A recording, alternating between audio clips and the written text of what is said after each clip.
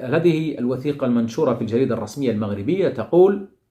الفصل الأول: توصل الطرفان المتعاقدان الساميان إلى اتفاق مشترك ينص على أن حدود الدولة بين الجمهورية الإسلامية الموريتانية والمملكة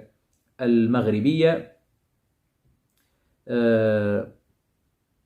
تعود إلى، سأذكر الخطوط التي كان المغرب يطمع أن تصل إليه، أن تكون تحت سيطرته، بناء على الاتفاقية المتعلقة بتخطيط حدود الدولة المبرمة بالرباط يوم 14 ربيع الثاني 1396 الموافق ل 14 أبريل 1976 بين الجمهورية الإسلامية والمملكة المغربية.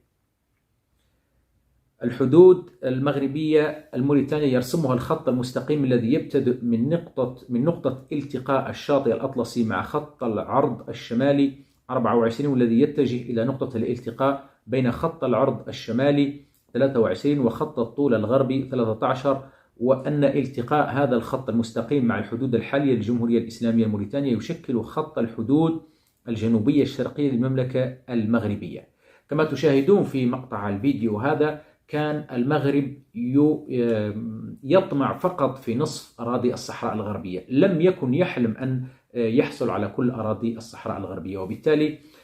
هذا تشاهدون هذه النقطة، نقطة الحدود التي كان أصلا يريد المغرب أن تكون فيها حدوده مع موريتانيا، وهي نصف أراضي الصحراء الغربية. تقول أيضا الاتفاقية: يصادق الطرفان على اتفاق التعاون الاقتصادي المبرم بالرباط يوم 14 أبريل 1976 بين الجمهورية الإسلامية الموريتانية والمملكة المغربية بشأن استغلال الأراضي الصحراوية المسترجعة المضاف إلى ظهيرنا الشريف هذا، والذي ينشر بالجريدة الرسمية.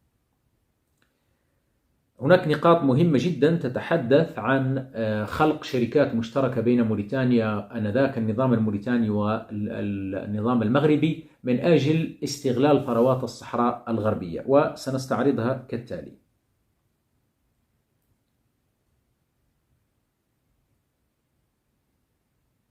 يقول الفصل الأول من هذه الاتفاقية التي اقتسمت بموجبها موريتانيا والصحراء والمغرب أراضي الصحراء الغربية: الفصل الأول: اتفق الطرفان على تنسيق وسائلهما وطاقتهما من أجل استكشاف الثروات الباطنية في الأقاليم الصحراوية المسترجعة قصد العمل على استغلالها بكيفية مشتركة، ولهذا الغرض ستحدث شركات مختلطة بين مؤسسات